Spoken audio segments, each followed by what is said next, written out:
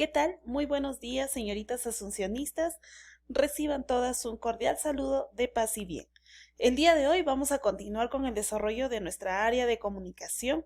Quien te habla es la profesora Erika Rojas Jiménez. Muy bien, vamos a empezar. El tema que corresponde a esta semana es los procesos de formación de palabras. Nuestro propósito para esta sesión será comparar y contrastar los procesos de formación de palabras cuando evaluamos el texto. Bien, lo primero que debemos tener en cuenta, en este caso para el desarrollo del tema, es definir qué es una palabra. Una palabra, señoritas, viene a ser una unidad lingüística, dotada generalmente de significado, que se separa de las demás mediante pausas potenciales en la pronunciación y blancos en la escritura. Debemos tener en cuenta que una palabra va a estar formada por lexemas y morfemas. Los lexemas vienen a ser aquellos que aportan el significado conceptual y léxico. Es la raíz de las 4 categorías gramaticales siguientes: de los sustantivos, de los adjetivos, de los verbos y los adverbios. Por ejemplo, tenemos sol, corazones, maldad, en este caso corazones tiene como lexema corazón y maldad tiene como lexema mal. Ahora, los morfemas pueden clasificarse en dos. Pueden ser dependientes cuando se añaden y unen a los lexemas, y los independientes o libres, que funcionan solitos, ¿no? En este caso estamos hablando de las preposiciones, las conjunciones, los determinantes y los pronombres.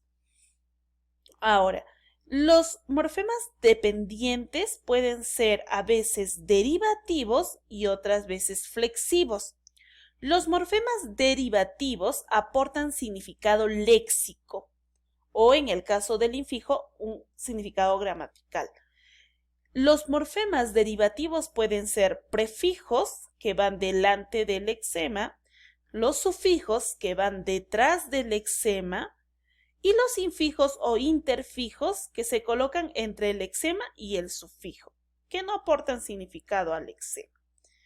En cambio, los morfemas flexivos aportan significado gramatical y no nos ayudan a crear nuevas palabras. En este caso estamos hablando de las desinencias nominales, que indican número y género, y las desinencias verbales, que indican tiempo, modo, aspecto, número y persona, que vienen a ser los accidentes gramaticales del verbo en realidad. Ahora bien, ¿cómo reconozco el lexema de una palabra? Eso es lo que nos preguntamos todos, ¿no? Porque si no reconozco de forma correcta un lexema, entonces difícilmente voy a poder reconocer los procesos de formación de palabras. Entonces, fíjate por aquí. Hay ocasiones en que resulta difícil reconocer el morfema lexical o radical de una palabra. Para esto, resulta útil conocer las siguientes reglas. Primera regla. Si la palabra es un sustantivo o un adjetivo que termina en vocal, para reconocer su morfema de base o raíz, se debe sacar la vocal final. Por ejemplo, si tú tienes el sustantivo pizarra, termina en vocal, y si quieres reconocer la raíz, simplemente le quitas la vocal y ya tienes el lexema. Lo mismo va a ocurrir con los adjetivos.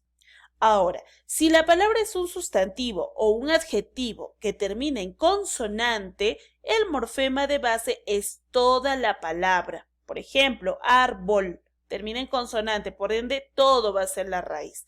Leal es un adjetivo, termina en consonante, entonces todo viene a ser la raíz o lexema. Ahora, si la palabra termina en vocal, pero esta vocal está dentro del diptongo IO o IA, no solo hay que quitar la vocal final, sino todo el diptongo. Por ejemplo, en la palabra cementerio, el morfema léxico es cementer y no cementeri. ¿Estamos de acuerdo? Hay que quitar todo el diptongo. Si la palabra es una forma verbal, es un verbo, para reconocer el radical se debe pensar en el verbo en infinitivo y quitar la terminación ar, er o ir. Por ejemplo, escribimos. ¿Cuál es la raíz? Ah, fácil, te vas al infinitivo que viene a ser escribir. ¿no? Y lo único que tienes que hacer es quitar la terminación ir y lo que te quede, en este caso script, viene a ser la raíz. Procesos de formación de palabras. Los procesos de formación de palabras son recursos que permiten crear nuevas palabras, agregándoles nuevos significados a estas.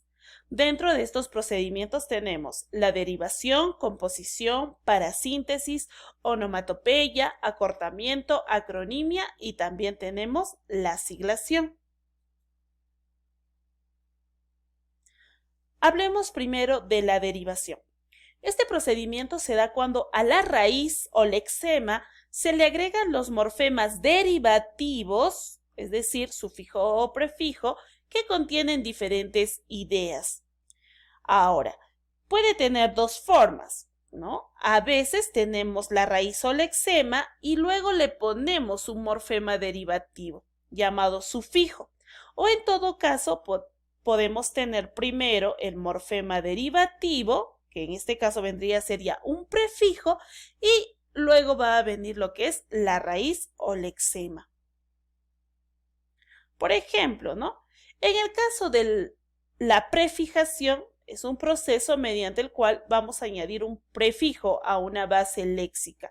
Los prefijos se ubican antes de la raíz. Por ejemplo, tenemos la raíz moral y le ponemos este a que está funcionando como prefijo. Deshacer, la raíz viene a ser hacer y le ponemos el prefijo des. Ahora, también tenemos la derivación por sufijación, que viene a ser el proceso mediante el cual se adjunta un sufijo a una base, ¿no? En este caso, por ejemplo, tenemos la palabra mesa. Recuerda que le debes quitar la vocal. Te queda como raíz mes y le agregamos simplemente y ya le cambia el significado. Eso viene a ser el proceso de sufijación. Tenemos belleza. Recuerda que viene de bello o bella. Le quitamos la vocal y la raíz viene a ser bei y le agregamos el sufijo esa que nos ayuda a formar una nueva palabra. Ahora, en segundo lugar vamos a tener el proceso llamado composición. Este procedimiento consiste en la unión de dos lexemas para formar una nueva palabra. Existen dos subtipos de composición. Una, la yuxtaposición, y la otra, llamada composición propiamente dicha o CPD. En este caso vamos a tener una raíz más otra raíz. ¿Cuál es la diferencia entre la yuxtaposición y la composición propiamente dicha? En el caso de la yuxtaposición, se unen dos raíces o lexemas sin ninguna alteración en sus constituyentes, es decir, raíz más raíz, pero ambas se van a mantener iguales. Por ejemplo, pisa más papeles será pisapapeles, o cubre más cama será cubrecama. En cambio, en el CPD o composición propiamente dicha, vamos a tener la unión de dos raíces. Pero hay una variación en el primer elemento o en algunos casos también puede ser en el segundo. Por ejemplo, tú tienes agrio más dulce. La unión será agridulce. Si te das cuenta, esta primera palabra ha perdido una vocal, ha variado. Entonces a eso se le llama CPD. O si dices pelo más roja, a pelirroja. Fíjate cómo varía la vocal. Ahora, también podemos tener el proceso llamado parasíntesis. Se da al mismo tiempo la derivación y la composición, es decir, la unión de los dos procesos anteriores. La palabra formada por derivación no tiene existencia propia en nuestro idioma, es decir, no existe como una palabra. ¿Ya? ¿Cómo es eso? Fíjate por aquí. Podemos tener dos formas. En algunos casos puede ser la parasíntesis por composición. ¿Cómo se da esto? Tienes una raíz más otra raíz más un sufijo. Tienes que recordar que cuando tú unas raíz más sufijo, la raíz más sufijo que se encuentra en la última parte formando la derivación no existe como una palabra. Por ejemplo, ropa más vieja más cero te da ropa vejero. ¿Estamos de acuerdo? Pero ¿qué pasa si yo me quedo solo con vejero, que viene a ser la derivación? No existe como palabra. O por ejemplo, 7 más mes más sino sería 7 mesino. pero si te quedas solo con la palabra derivada, sería mesino, y la palabra mesino no existe en nuestro idioma. Esa es la característica que tiene una palabra parasintética. También se puede dar la parasíntesis por afijación. ¿Cómo es eso? Tienes un prefijo más una raíz más un sufijo. Fíjate, un prefijo, raíz más sufijo. En este caso, por ejemplo, tenemos ensuciado, ¿cierto? En más sucia más ado.